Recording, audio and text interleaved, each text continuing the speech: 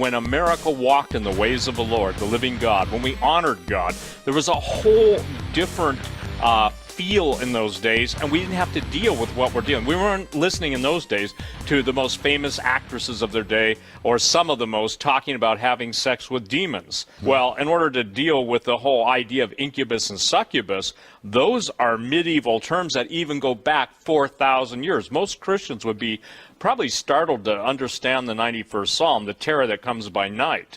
That was Lilith the night hag, and that was a shapeshifter. So by bringing out the gates of hell are opening, our parallel investigations, there's no way to escape it, whether it's Native American, whether it's Indo-European, whether it's Asian, whether it's Australian.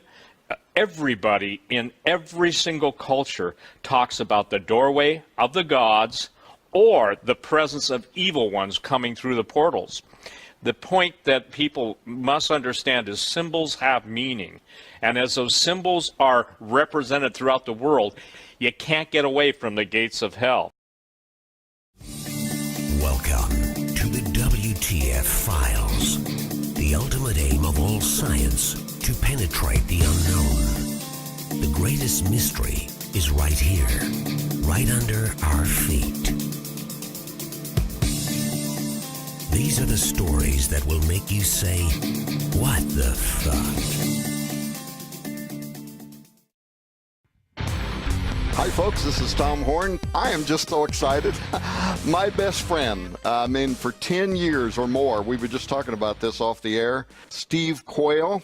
Great to have you inside the studio today. Well, thanks, Tom. I feel like we're so familiar with each other, even though we've never met. It's exciting for me to be able to share our mutual interests, our mutual investigation, and talk about what I believe and you believe are the most relevant issues today.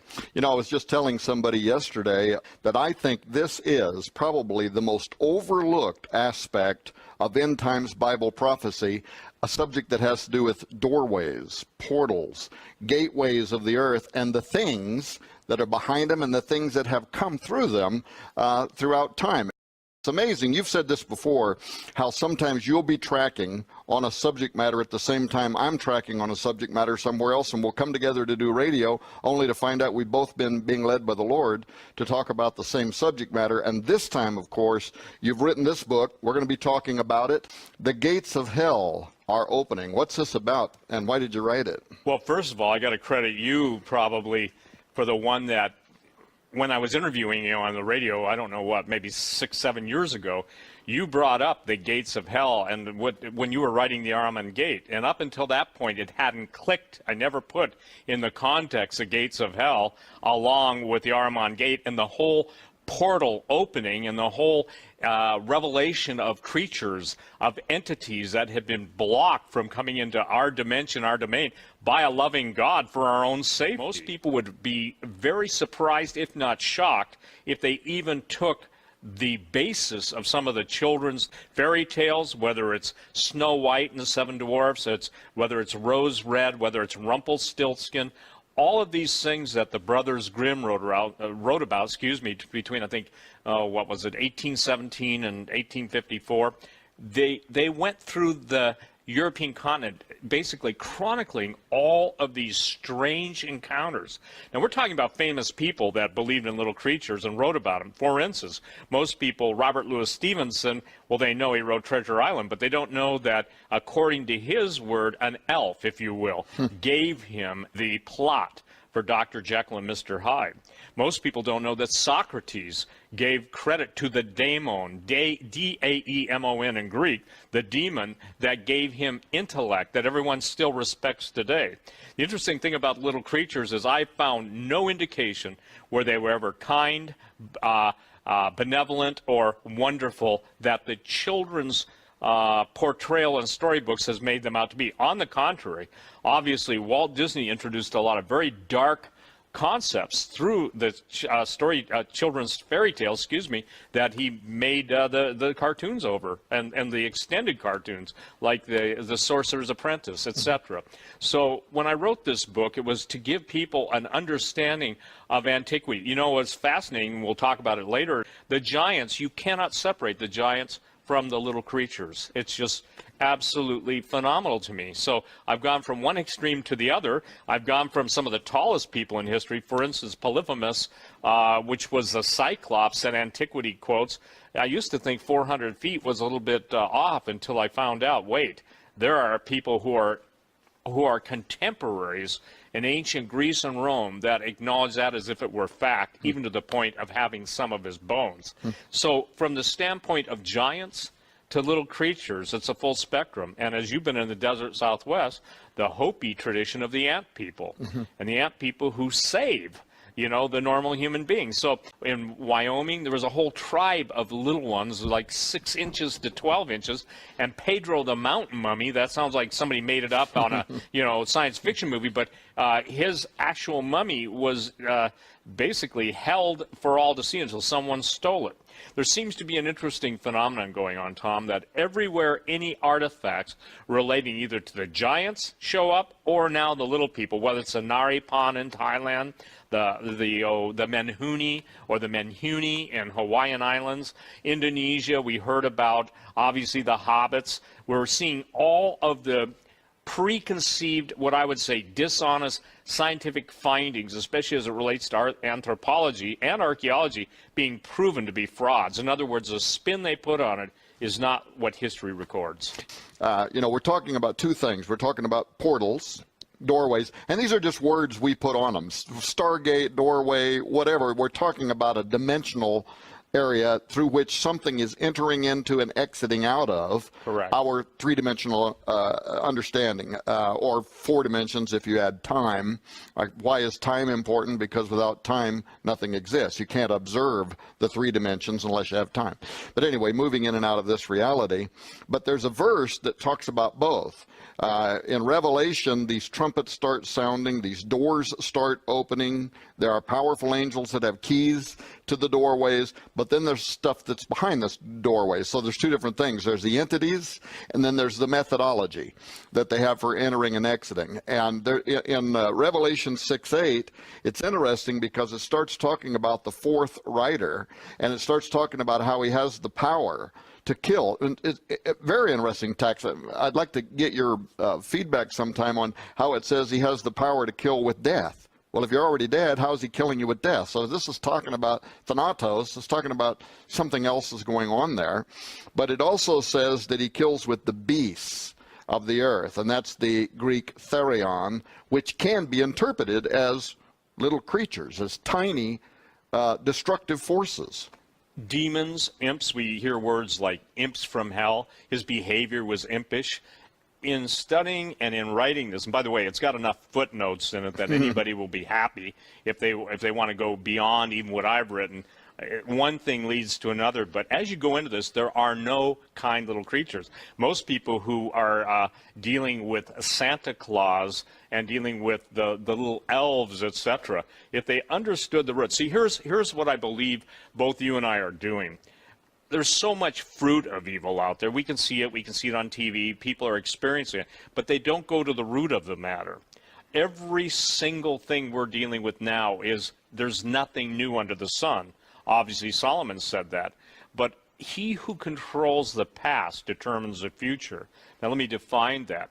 If you wanted to present a false worldview that was anti-biblical to ultimately set up a certain group of people at a certain time in history to believe the biggest lie and the ultimate deception, you would control all the truth in order to spin it, twist it, or basically just avoid it, but you'd put your spin on it.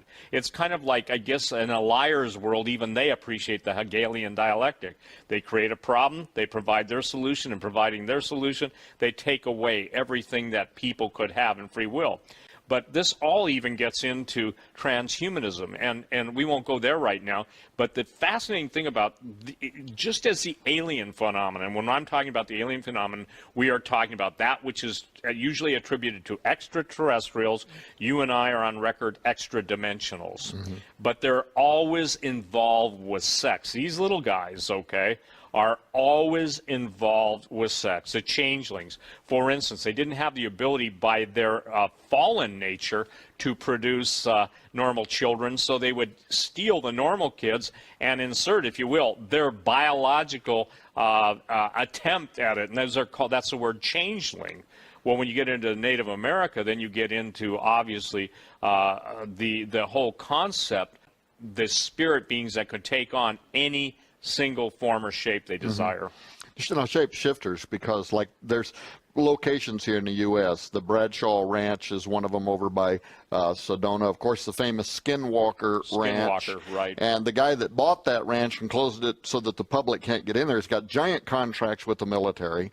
These are people, though, that you tend to find that they're highly connected in the military industrial complex. They're highly connected to some of the highest placed intelligence people in the nation, and yet they're actually trying to summon, conjure, and bring these things into this reality. The Babylon working is one of the things I'm referring to, but there's a long history of that connection of people who have super high IQs. They're very intelligent. They're not doing this because they're dumb, right? They're total believers. They believe more than a lot of the people in the church do about the supernatural, and they're attempting to bring themselves into contact. In fact, during some of these shows, maybe we'll talk about CERN and what are they trying to do at CERN. But you mentioned the succubus, and you mentioned the incubus, and for people that are watching this program that don't know what that even means, why don't you explain who those are? An incubus is a demon that takes on the male form and basically has sex with a human being. A succubus is a demon that takes on a female form that has sex with a male. In other words, incubus into females, succubus with males. Now, what's interesting about that is that, again, I mentioned earlier on the interview, Psalm 91. The thing is that people don't get it. These, when Paul says we wrestle not against flesh and blood, but against principalities, powers, spiritual wickedness in heavenly places. You and I have done shows on that, taken each one of those words, broken it down into the Greek, and explained what it is. The problem is God's people, who should be the most supernaturally endued with power from upon high, people have just basically sold out to the powers of darkness. And, you know, when Jesus said, "Get thee behind me, Satan," I have an interesting revelation on that. One day it came to me, this is what I heard in my spirit. When my people do not go forth with my word, the devil comes in with his word. Wow. And when he said, "Get thee behind me, Satan," that means no matter what I do, no matter what you do, we're presenting truth. But the devil will be right there saying, those guys are crazy, don't listen to them. There's always that challenge to the Word of God, always. Hath God said. You and I talked about the goal, and this has everything to do with little creatures. The goal of the transhumanist is basically to live forever, to basically be as gods, and it says, "Oh, you shall not surely die." We are going to become gods. Period. If you don't like it, get off. You don't have to contribute. You don't have to participate. But if you're going to interfere with me becoming God, you're going to have big trouble.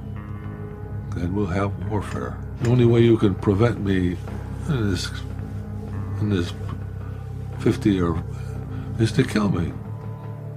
If you kill me, I'll kill you. See, this is what happens when you start to look at the root of a problem, then you can explain the fruit of a problem. And as long as people are complaining about the fruit, they'll never get to the root. Now, I believe God's going to expose that, for we have the Word of God that states there's nothing that's been hidden that isn't going to be made known and be revealed. Well, and you know, you're talking about the institutionalized church is completely asleep today. You and I both were former leaders in the institutions. We both are outside You're kind. I would say comatose unto death. Okay? Well, but at the same time, there seems to be some hopeful signs that a lot of the people that have left the church are very hungry today for something that's real. They want the meat of the word. But a curious thing is also happening in that a lot of people who are not Christians, they might even call themselves atheists or agnostics, yet still have an explosive spiritual hunger today. And so you see that there's a whole revival of occultism. You know, where are some of the places that you've sent me some of these stories where there's a revival of fairies, you know, across Europe, I guess. Great Britain. Yeah. And people are going out in hundreds of little doorways that they're putting on. What's going on with that? Well, Iceland, you can't even build a road, build a house, or build anything without basically going to the wee folk, okay? And the wee folk, literally the elves, my ancestors came from the Isle of Man, probably one of the most prolific fairy elf embracing, little creature embracing islands is off the coast of England, Great Britain. So what's fascinating to me is that the acknowledgement, again, the acknowledgement of these little creatures. It's like this. And I want to make this clear. This is the most critical point I can get through, and I do it, I think, very well in this. There's hope in Jesus.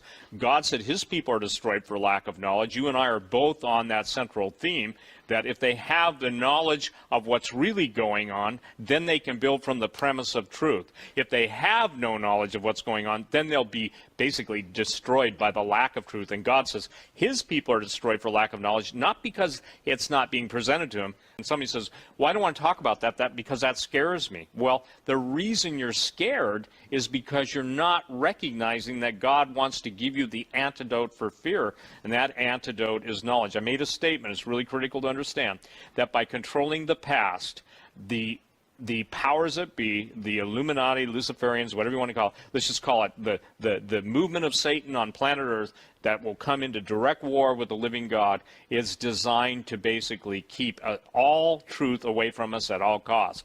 The fact that there's evidence, some kind of a revival, there's some kind of movement around the world today, and I find it strange that it's happening at the same time. You know, there's big pits that are just appearing in Siberia, and scientists are baffled by it, and you know, over there around what they call it, the Norwegian spiral. Yeah, the spiral is so there's all kind of strange, kind of anomalous activity happening at exactly the same time that people are reporting an increase in the appearance of everything from the Loch Ness Monster to Bigfoot to a revival of fairies that are appearing. Strange stuff, right, going on. Well, you've written the book about it, of course, to respond to the issue, but to also provide the authoritative question. What does this have to do with the Bible? Is that even a biblical concept, little creatures and doorways and portals? Well, absolutely. Jacob's ladder, great example. Jacob saw in his dream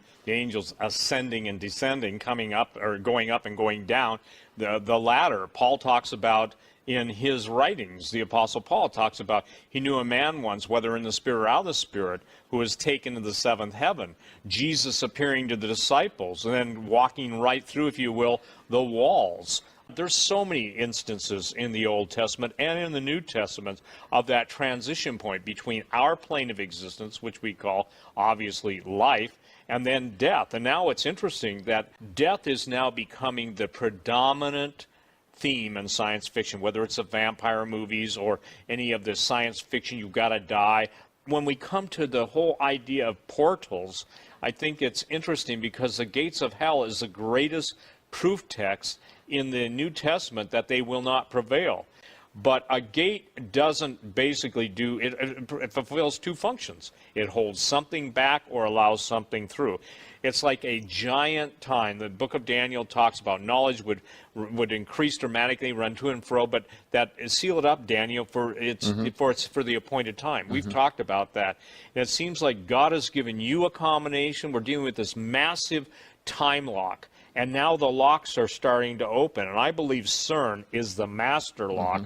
And as that master lock is opened, it's going to like key all the other locks. Let's say you're dealing with a 6-point locking mechanism when CERN goes, you know, and what's the real purpose of CERN?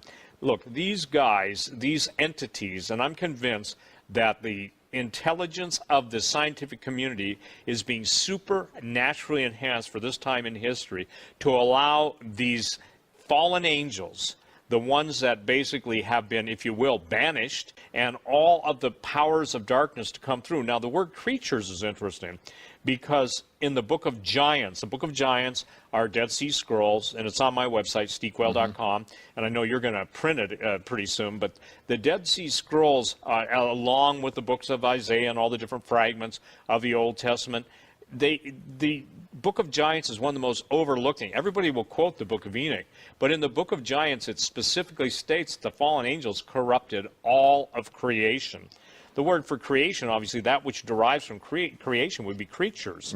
So the point is that we're talking about evil creatures with sentience. We're talking about strange, how do I say this, morphed entities and combined entities like Saturns or chimeras coming back on the scene. And most people would be fascinated to find out that in antiquity, they collected the bones of the giants. They collected the bones of unicorns. They collected this stuff. And believe me, I'm not talking about rainbow unicorns. I'm talking about the real things. And so now we're in a position where that which had been forbidden for mankind, and God literally locked them up, okay? In one place in the Old Testament, God says, you want filth? I'm going to pour you out about filth. In the book of Jude, we see the filthy dreamers, and filthy dreamers, and ties back into incubus and succubus. And so there are portals. Now we see people again getting fascinated with a Ouija board. A Ouija board is the most evil contact point that children and adults can harmlessly get into a world of hell they never even bargained for, because it's a very dangerous thing. So there are portals all around. Fast forward, Tom, you know, from our generation, and look at what's going on. Kids are living in a virtual world. They're being programmed with monsters and every form of demonic hybrids. They're basically battling the forces of hell, but then now good is frowned upon and evil is absolutely elevated. Woe unto them who call good evil and evil good. That's what the prophet, that drove, I believe, Jeremiah crazy, you know? Yeah. Well, and you know, you brought up the issue of CERN. So it's interesting that the Scripture has always acknowledged that there are doorways. You mentioned some of them in other radio shows you've done. You've talked about Jonah going down into the bottom of the sea. The Hebrew there, Baravak, a city of gates. The gate opens. Right. What does he goes through the gate and he winds up in Sheol, Hades. He winds up in the center of the earth.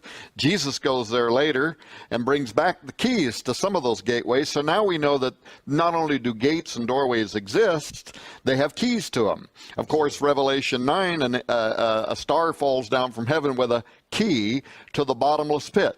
And it also illustrates that the earth is dynamic in ways that the average person out there isn't even thinking about. They get in their car, right, and drive to Walmart. They're not even thinking about the crust that they're driving over the top of, and what the Bible tells us is inside of the earth itself. Recent studies showing isotopic signals coming up from underneath the crust of the earth, echoing back to a former world that once existed and was driven underground by some impact of the earth. What was that? The fall of Lucifer? We find now there's an ocean under the surface of the earth that has 3 times as much water as all the surface oceans. So the earth is so much more dynamic than most people understand, but it has those creatures in it that you've been talking about, many of them. But this is also part of prophecy, because prophecy also talks about the day when those gates are going to open, and many of those fearsome things that are inside the earth are going to be let out. Well, folks, Pan was a horned goat type being. He was the one that was being worshipped down there at the base of Mount Hermon in Caesarea Philippi when Jesus stood there and said, the gates of hell will not prevail against my church. So there's this constant reference, there's this constant acknowledgement that there is a warfare, there is a battle going on with what most people would say, those were just mythological beings. They never existed. They never walked on the earth. There's no such thing, right? That's what they say. That's what they say. I remember almost 20 years ago, Tom, posting a story and talking about the story that was posted. It was on the BBC that the tomb of Gilgamesh was found. Gilgamesh was half man, half God. He was a fallen, he was a giant. And he went into the underworld, and he had to have the key to the underworld. But they were actually actively looking for his DNA. Now, I want to propose something. I don't know that anybody outside of you and I have ever talked about this, but suppose all of the most evil people in the world, the world's, let's say, the who's who from hell, whether you name it, Genghis Khan or some of the emperors under the old dynasties of China. I mean, some of those guys killed 20 and 30 million people. Imagine the worst people in history being cloned. Now, because I want to share something, Jesus talked when an evil spirit goes out, it goes and wanders in the dark places, and it comes back to see if its habitation is fit for repossession. So imagine that there are people out there that are sold out to the powers of darkness that literally want to bring back some of the most malevolent / human beings that have ever been demon possessed. And imagine this, that they would actually become repossessed with the same spirit that left when they died, which brings us to the difference of most people confuse 3 words. They confuse the word Nephilim, they confuse the word Rephaim, which is synonymous with giants, and demon, okay? Now, why I think this is so critical is because everything has become a Nephilim. A giant is not a Nephilim. The word Nephilim appears twice in the Old Testament, once before the flood and once after the flood. Book of Genesis, chapter 6, and then Leviticus 13:33. And then when you go into the dead things from under the earth are formed, that word dead in Hebrew is either Rephaim or Rapha, and it refers specifically to the giants. Then you go to the demons, and as you know from the book of Enoch and the book of Giants, the demons were the disembodied spirits of the giants. And so when those disembodied spirits, in other words, a giant was half fallen angel, half human.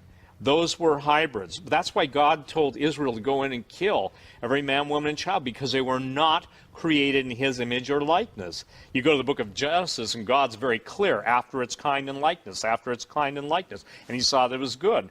Devil comes along and destroys that genome. He wants the last vestige of humanity destroyed. And Jesus said, if those days weren't short, and for the elect's sake they will be short, there'd be no flesh left alive.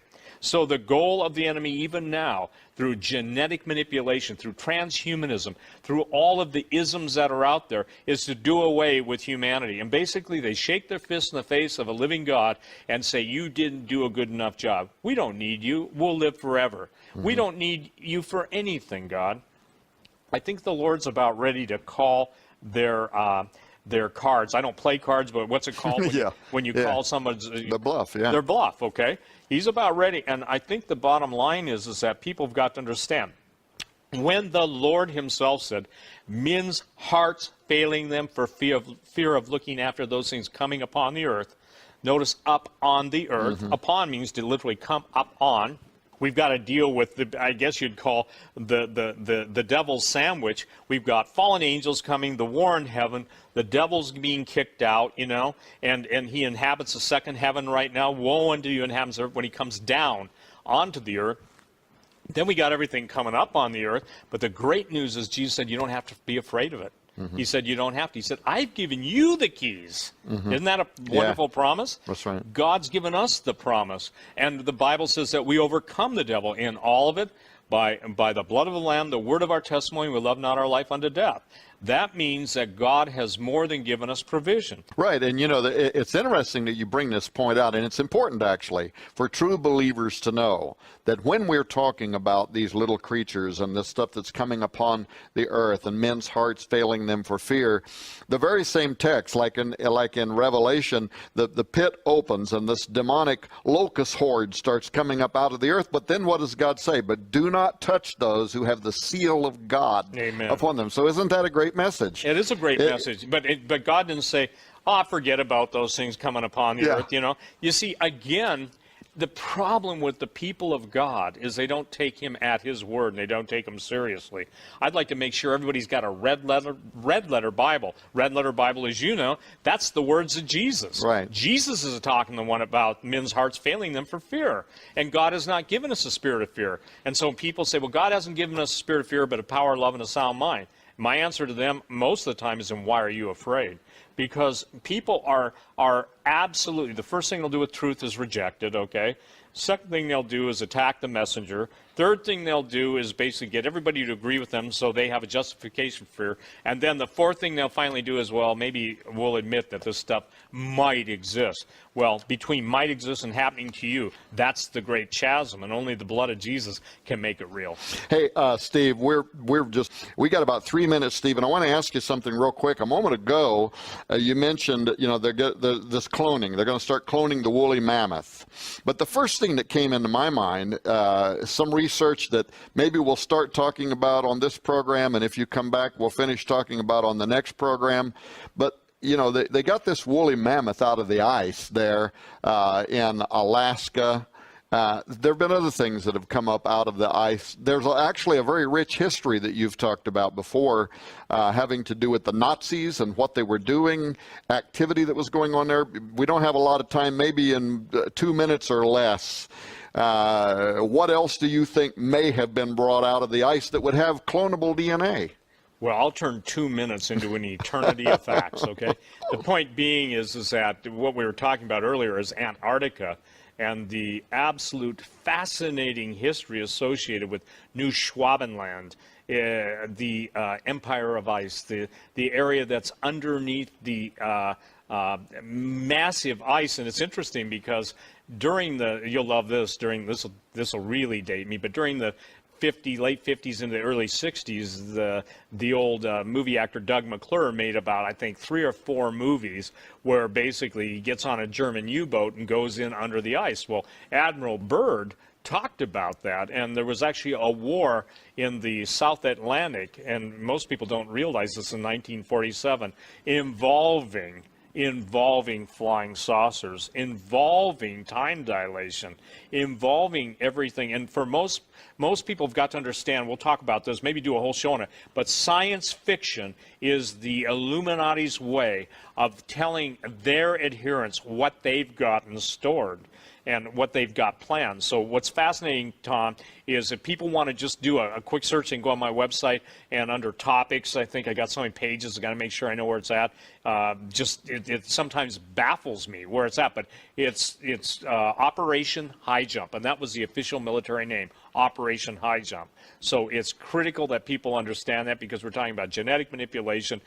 Chris Carter in the X-Files movie absolutely staged part of the end of the movie in the Antarctic, and I've been told by generals and special operations that there are parts of that are true, and there are other parts that obviously they can't tell. Well, I think that time is going to tell, and I want to say this to everybody. Jesus promised there's nothing that's hidden that isn't going to be made known. So we're going to show people that we're kind of like shoehorns, putting into their feet the ability to walk in those paths of knowledge and understanding and be able to give people answers for the stuff that's going to overwhelm people.